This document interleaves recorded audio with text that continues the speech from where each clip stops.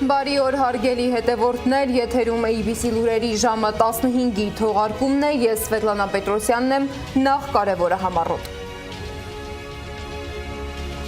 Քաղաքական օրակարգ, խաղաղություն, թե պատերազմ, ինչ աղմկահարույց հայտարարություններ է արել Ալեն Սիմոնյանը։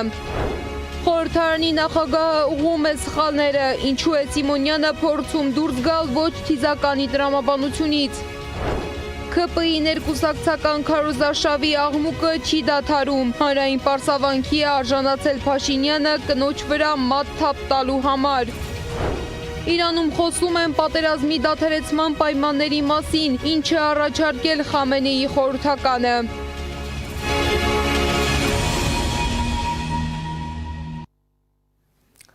Պատերազմի սպառնալիքով ընտրությունների գնացող Հայաստանի իշխանությունը շարունակում է պնդել, թե միայն իրենք կարող են խաղաղություն բերել երկրին։ Խորհրդարանում ազգային ժողովի նիստից հետո լրագրողների հետ ճեպազրույցում ազգային ժողովի նախագահ Ալեն Սիմոնյանը անդրադարձել է այս թեմային, նշելով, որ Հայաստանում այսօր երկու օրակարգ կա՝ խաղաղություն եւ պատերազմ։ Իսկ ինչու է հենց այս խոսույթը առաջ մղում վարչապետ Նիկոլ Փաշինյանը, այս հարցին պատասխանել է խորհրդարանի նախագահը։ Եթե մարդիկ, կրկնում եմ, ասում են, որ իրանք պահանջ պետք է ներկայացնեն եւ այս քառակուսի կիլոմետրից դուրս իրանք պետք է չդուրս գան, դա կոչվում է պատերազմ։ Անունը ինչ ուզում եք դրեք։ Հիմա դա ինչ եք դուք, այսինքն ինչ պետք է ես ասեմ, որ այդ տրամաբանության մեջ չտեղավորվեմ, ես չեմ հասկանում։ Ես մեղավոր եմ, որ Ռոբերտ Քոչարյանը դրա մասին է խոսում։ Ես մեղավոր եմ, որ մնացած քաղաքական ուժերը այդ ուղղությունն են տանում։ Ու ասում եմ, նպատակը հետևյալն է, ժողովուրդ, Սովետական միությունը փլվելուց հետո բոլոր տեղերում, Միջին Ասիայում, Ուկրաինայում եւ մեր տարածաշրջան թողել է չլուծված սահմանային հարցեր։ Մեզ էլ ասել է դուք այս որ ապրում եք Հայաստանի Հանրապետությունում, դուք միշտ երազեք, որ ձեր տունը մենակ ստեղ չի, ընդեղել է ձեր տունը ընդեղ։ Մենք էլ ձեզ տիրություն կանենք, որ մենք միշտ կախված ըլնենք իրանցից։ Մենք իրանցից միշտ կախված ըլնենք։ Ես հեծանիվ չեմ հորինում։ Եվ այո, կա պատերազմի կուսակցություն, կա խաղաղության կուսակցություն։ Գործող իշխանության չընտրվելու դեպքում պատերազմի հավանականության մասին խոսույթը օրեր առաջ առաջինը օրակարգ էր բերել վարչապետ Նիկոլ Փաշինյանը։ Փաշինյանը պնդել էր, որ 2026 թվականի խորհրդարանական ընտրությունում ընդդիմության հաղթանակի դեպքում ամենաուշը սեպտեմբերին պատերազմ կլինի ծանր հետևանքներով։ Իսկ ինչպես են վարչապետի հայտարարություններին արձագանքում ընդդիմադիրները, Անի Աբաղյանի ռեպորտաժում։ Ըլնելու է պատերազմ սեպտեմբերին ու աղետաբեր պատերազմ, եթե քաղաքացիական պայմանագիր կուսակցությունը սահմանադրական մեծամասնություն չեմ ասում ընտրություններում հաղթի, ոնց ուզում եք գնա։ Այո, սա շանտաժ է, ես կանվանեի շատ կոպիտ, շատ պրիմիտիվ շանտաժ։ Շանտաժ կա, ես այդտեղ շանտաժի էլեմենտ տեսնում եմ, ոչ։ Ինչու ենք անում, լավ ենք անում։ Քաղաքացիներին վախեցնում, շանտաժի է ենթարկում Փաշինյանը։ Ասում է արյունալի պատերազմ է լինելու սեպտեմբերին, թե ինչ գիտի, կանդրադառնանք։ Մինչ այդ լսենք քաղաքացիներին, հավատում են Փաշինյանի խաղաղությանը։ Փաշինյանի բերած խաղաղությանը հավատում եք։ Այս կինը գլուխը թափահարում, Չէ։ տղամարդը բառերով հաստատում, իսկ մշակութային գործիչ Վահե Բեգոյանը, որին պատահական հանդիպեցինք փողոցում, հստակ գնահատական է տալիս։ Պետք է առնվազն հոգեկան հիվանդ լինել դրան հավատալու համար։ Այդ խաղաղությունը չկա եւ եթե կոնֆլիկտի կողմերից մեկը մինչեւ ստորացված վիճակում է եւ գտնում է անընդհատ շանտաժի տակ եւ ինչպես ինքը Նիկոլը հիմա իր մնալը կարևորում է նրանով, որ հանկարծ պատերազմ չսկսվի, եթե պիտի այդ պատերազմ լինել չլինելը իր գոյությամբ լինի այդ պաշտոնի վրա, ուրեմն խաղաղություն չկա։ Տեսախցիկից խուսափողներից բացի, նաև Փաշինյանի բերած խաղաղությանը հավատացող եւ ոչ մեկին չհավատացողի էլ հանդիպեցինք։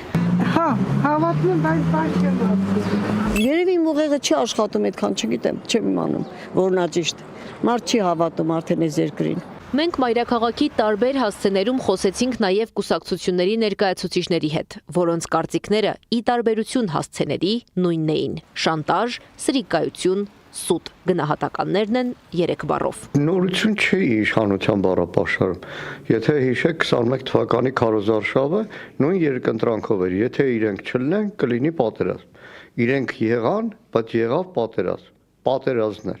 Եվ 22 թվականի սեպտեմբեր 13-14-ի ագրեսիան, եւ 23 թվականի սեպտեմբեր 19-20-ի Արցախի դեմ ագրեսիան Ադրբեջանի կողմից։ Դրանից բացի առանձին սահմանային լուրջ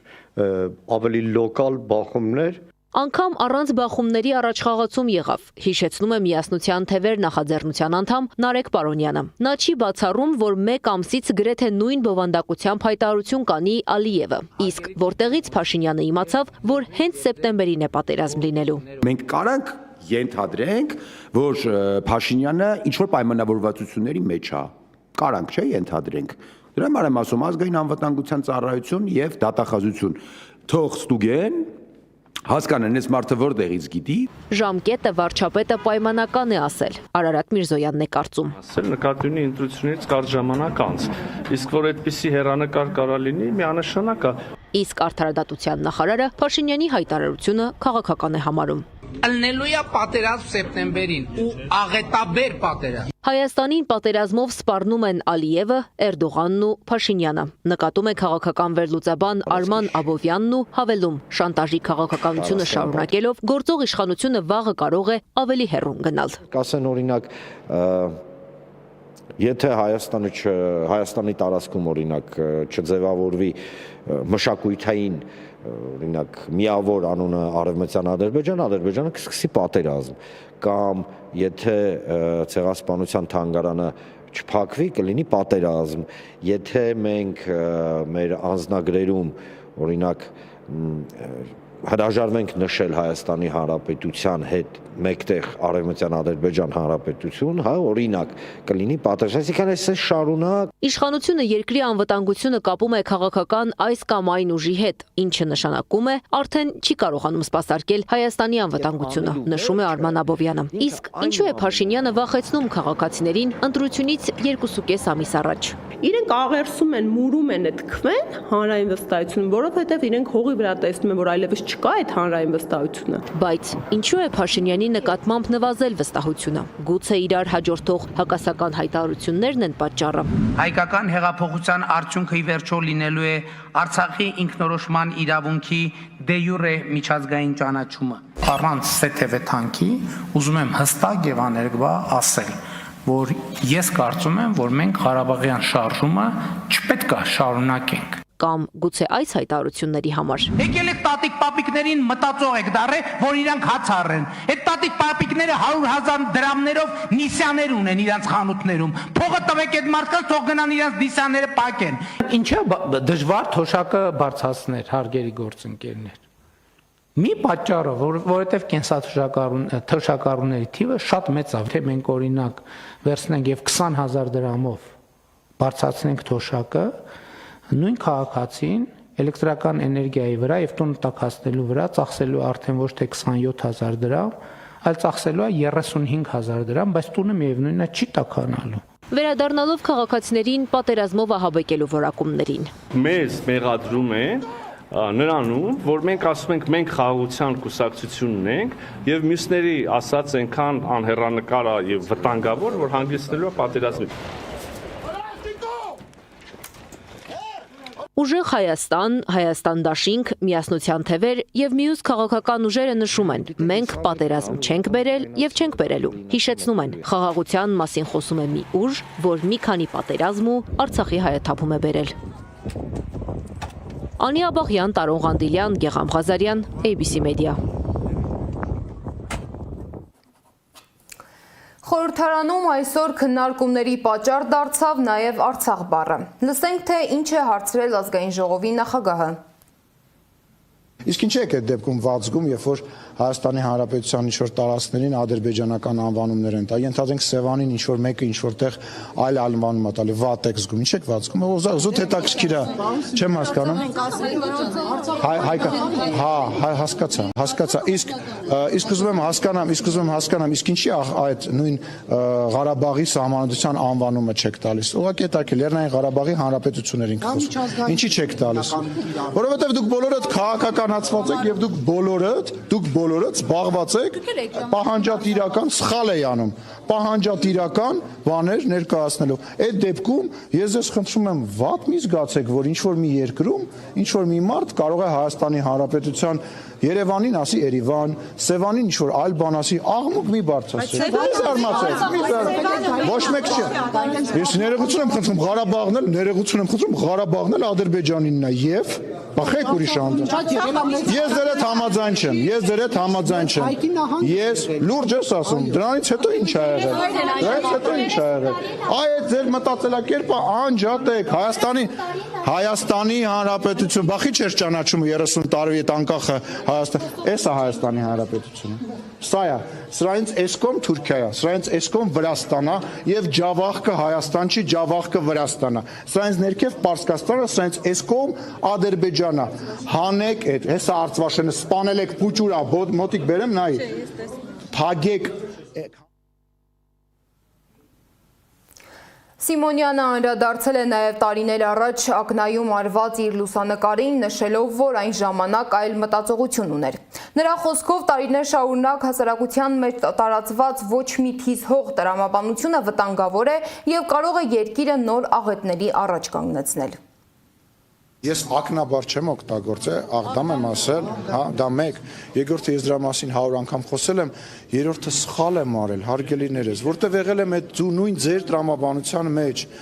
տրամաբանության մեջ եմ եղել, ոչ մի թիզականի տրամաբանության մեջ եմ եղել, մտածել եմ, ինձ էլ են ներարկել, որ դու պետք է սրանով չբավարարվես, դու պետք է սենց նստես, նայես գետից, Արաքս գետից ենկում ու երազես, որ Ադրբեջանը թուլանա, մենք մի օր հաստատվելու ենք կամ Թուրքիան թուլանա, մի օր հաստատվելու ենք։ Իսկ դա ազգի կոտորման, վերացման ամենակարճ ճանապարհն է։ Ու այո, ես սխալ եմ արել։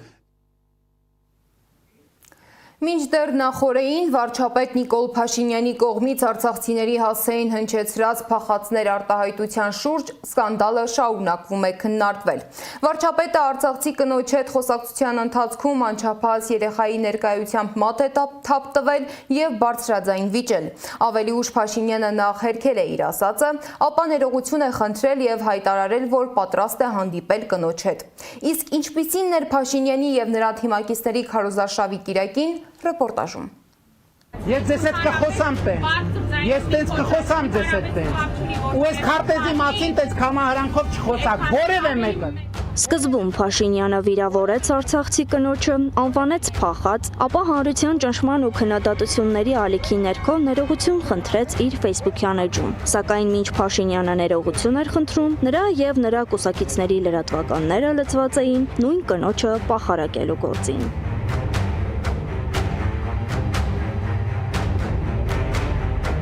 Ինչպես է ստացվում, որ իր խոսքի համար ներողություն խնդրած վարչապետի մեդիադաշտը միաժամանակ նպաստում է նույն անձի դեմ ատելության խոսքի տարածմանը, անցնելով բոլոր թույլատրելի սահմանները։ Իսկ Media-News-ը նույնիսկ գրում է, թե Արմինե Մոսիյանը պատերազմում զոհված Մերուժան Մոսիյանի դուստրը չէ։ Քաղաքական իշխանությանն առնչվող այս մեդիա վարքագիծը արժանացավ կոշտ քննադատության։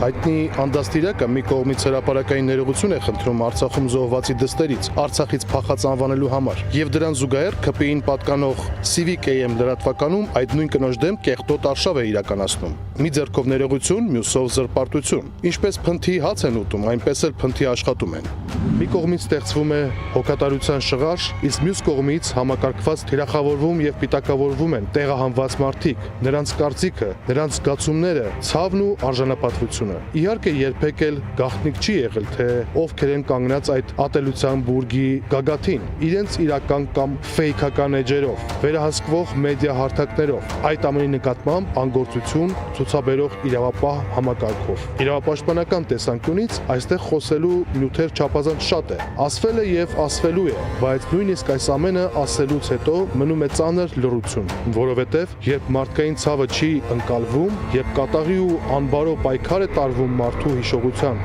եւ բնական ձգտումների դեմ, բառերը հաճախ կորցնում են իրենց ազդեցությունը։ ԿՊԻ-ը շարունակում է ատելություն ու թշնաման գեներացնել Արցախի այս կնոջ նկատմամբ։ Պեղել են նրա Facebook-ը, առանց խորամուխ լինելու հուզական վիճակի մեջ վերահրապարակել են նրա տարբեր ստատուսներ, իսկ կոմենտներում մարդիկ ինչեր ասած չեն ասում այդ կնոջը ու չեն ջնջում։ CVK-ը անգամ Փաշինյանը ներողություն խնդրեց, բայց դուք չեք հանգստանում։ Դուք քարոզչական ամենացածրակարգ օրգանն եք։ Դուք իրավունք էլ չունեք լրատվամիջոց անվանվելու։ Խորհրդային քարոզչական մեքենաները ձեր անմնացորդ նվիրվածությունը առաջնորդին կնախանձեին։ Անուղղելի եք։ Իշխանական կայքերի մեկնաբանություններում մինչև հիմա չեն դադարում ամենավերջին վիրավորանքները արցախցի կնոջ եւ հավաքական արցախցիների հանդեպ։ Սակայն ԿՊԱ-ականներին մի փոքր կծու-թթու խոսք գրած օգտատերերի դեմ վարույթ հարուցող իշխանության լրատվամիջոցի համար դա միանգամայն սովորական է։ Նույն կերպ հետապնդելու է Հայաստանի Հանրապետության գլխավոր դատախազությունը արցախցիներին վիրավորող այս մարդկանց։ Հարցում ենք ուղարկել գլխավոր դատախազություն։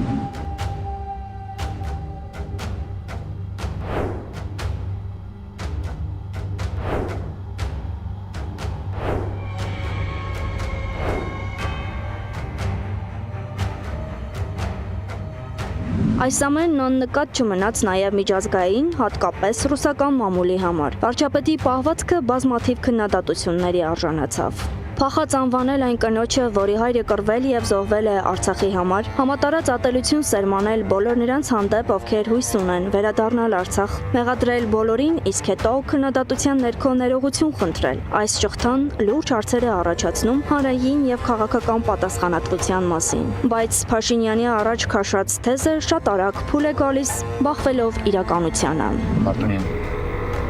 ամբողջ օրերով հետահրթիռակոծում է, բայց ընդհանուր առմամբ ամենից գլխավոր այն է, որ ինքնապաշտպանության ուժերը նրանց պատրաստ են մինչև վերջ կանգնելու թշնամու դիմաց։ Ուրեմն ես այնքան չփորձեք ասեք, որ փախածներով չփորձեք ասեք, որ ես Ղարաբաղ եմ տվել։ Անահիտ Սարգսյան, Գեղամ Ղազարյան, ABC Media։ Փաշինյանի հայտարարություններին արձագանքել է նաև Արցախի ազգային ժողովը։ Արցախի падգամավորները դատապարտել են Փաշինյանի արցախցիների հասցեին հնչեցրած արտահայտությունները եւ նշել, որ նման բառապաշարը անհամատեղելի է ազգային համերաշխության սկզբունքների հետ։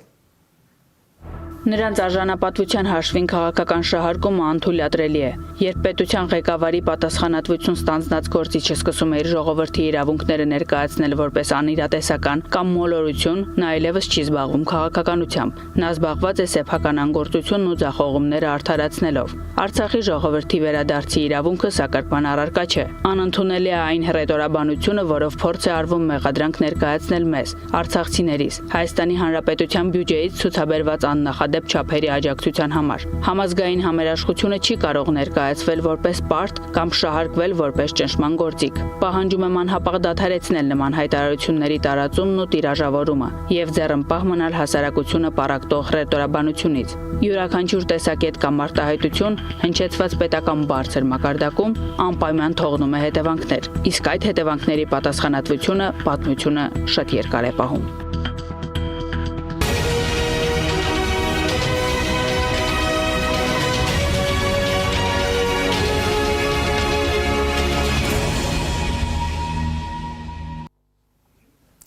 Իրանում խոսում են պատերազմի դադարեցման պայմանների մասին։ Իրանի գերագույն առաջնորդի ռազմական խորհրդականը հայտարարել է, որ պատերազմը կարող է ավարտվել միայն 3 պայմանով՝ վնասների ամբողջական փոխհատուցում, տնտեսական պատժամիջոցների լիակատար վերացում եւ երաշխիք, որ ԱՄՆ-ն չի միջամտի Իրանի ներքին գործերին։ Ռազմական գործողությունների ֆոնին Թեհրանից հնչում է նաև կոշտ քաղաքական հայտարարություններ։ Իրանի խորհրդարանի խոսնակ Մոհամմադ Բաղեր Ղալիբաֆը հայտարարել է, որ Իրանը պայքարում է ոչ միայն իր երկրի, այլ նաև ամբողջ մարդկության համար։ Իսկ սոցիալական ցանցում նա գրել է, որ աշխարհը պետք է ընտրություն կատարի, կամ կանգնի Գազայի կողքին ընդդեմ Իսրայելի, կամ աջակցի այն ուժերին, որոնք նրա խոսքով կապված են Էփշտեյնի սկանդալի եւ երեխաների նկատմամբ բռնությունների հետ։ Իրանի վրա չդադարող հարվածներն արդեն ազդում են նաև երկրի առողջապահական համակարգի վրա։ Իրանի շտաբ բժշկական օգնության կազմակերպության ղեկավարի խոսքով ԱՄՆ-ի և Իսրայելի հարվածների հետևանքով վնասվել է 318 բուժհաստատություն։ Նրա տվյալներով վնասված կառույցներից 49 շտաբ օգնության կայաններ են, 186-ը առաջին օգնության կետեր, իսկ 40-ը հիվանդանոցային համալիրներ։ Միջազգային մյուս լուրերը ռեպորտաժում։ Թրամփը հայտնել է, որ Թեհրանի հետ վերջին շփումներից հետո որոշել է 5 օրով դադարեցնել Իրանի էլեկտրաէներգետիկ ենթակառուցվածքներին հարվածելու ծրագրերը։ Թրամփը նաև նշել է, որ Հորմուզի նեղուցը շատ շուտով կբացվի։ Նրա խոսքով ցանկալի է, որ այն գտնվի Միացյալ Նահանգների և Իրանի համատեղ վերահսկողության ներքո։ Իրանի արտաքին գործերի նախարարության խոսնակը սակայն հերքել է, որ վերջին օրերին Միացյալ Նահանգների հետ որևէ բանակցություն է եղել։ Իռնա-լրատվականը հայտնում է, որ Իրանը չի արձագանքել Միացյալ Նահանգների առաջարկին սկսել խաղաղ բանակցություններ հակամարտությունը ավարտելու նպատակով։ Իսկ իրանական բանակի Խաթամ Ալ-Անբիա կենտրոնական շտաբի խոսնակը արձագանքել է Դոնալդ Թրամփի հայտարարությանը կապված Հորմուզի նեղուցի վերաբացման վերջնաժամկետի հետ։ Խոսնակը ծաղրել է Միացյալ Նահանգների նախագահին։ Թրամփը հայտարարել է, որ շարունակելու է պնդել պաշտպանության ոլորտի համար լրացուցիչ $200 միլիարդ ֆինանսավորման անհրաժեշտությունը, քանի որ աշխարհում տիրող լարվածությունը մեծ է։ Տարածաշրջանային լարվածության ֆոնին հեռախոսով զրուցել են Ադրբեջանի և Իրանի արտաքին գործերի նախարարներ Ջեյհուն Բայրամովն ու Աբբաս Արաղչին։ Կողմերը քննարկել են տարածաշրջանային անվտանգության հարցերը և հնարավոր քայլերը ռազմական լարվածությունը նվազեցնելու ուղղությամբ։ Ընդգծվել է նաև Կասպից ծովի տարածաշրջանում անվտանգության ապահովման կարևորությունը։ Բայրամովը նաև անդրադարձել է Նախիջևանի ուղղությամբ անօդաչուների հարձակման միջադեպին։ Հեռախոսով զրուցել են նաև Միացյալ Նահանգների փոխնախագահ Ջեյ Դի Վենսն ու Իսրայելի վարչապետ Բենյամին Նեթանյահուն։ Նրանք քննարկել են Միացյալ Նահանգների և Իրանի միջև բանակցությունների մեկնարկի հնարավորությունները, նաև հակամարտության ավարտի վերաբերյալ հնարավոր համաձայնության պայմանները։ Հեռախոսազրույցից հետո Նեթանյահուն հայտարարել է, որ Իսրայելի կենսական շահերը պաշտպանվելու են ցանկացած համաձայնագրում և հայտնել է, որ երկիրը շարունակում է հարվածներ հասցնել Իրանին և Լիբանանին, ոչնչացնելով հրթիռային և միջուկային ծրագրերը։ Նա նշել է, որ նախագահ Թրամփը կարծում է, որ պատերազմի ձեռքբերումները կարող են օգտագործվել մեր կենսական շահերը պահպանող համաձայնագիր կնքելու համար։ Իրանը այս անգամ թիրախավորել է նաև Երուսաղեմը։ Իսրայելական լրատվամիջոցները հաղորդում են, որ հոպը ցածր բարձրության վրա որսացել է իրանական հրթիռ։ Իսկ ԱՄՆ իսրայելական զինված ուժերը հարվածել են Իրանի հարավում գտնվող Իսլամական հեղափոխության պահապանների կորպուսի ստորգետնյա ուրանի հարստացման օբյեկտին։ Սեդակ Յուրեղյան, Սվետլանա Պետրոսյան, Նոնա Գևորքյան, ABC Media։ Այս ժամի համար նախատեսել էինք այսքանը, շարունակեք հետևել մեզ YouTube-ում, Facebook-ում, Telegram-ում, WhatsApp-ում, Instagram-ում ու TikTok-ում կամ այցելեք մեր պաշտոնական կայք 3w.abcmedia.am։ Շնորհակալություն, որ մեզ հետ էիք, ABC լուրերի գլխավոր թողարկումը եթերում կլինի ժամը 18-ին, տաղավարում կաշխատի Գառնի Մութաֆյանը։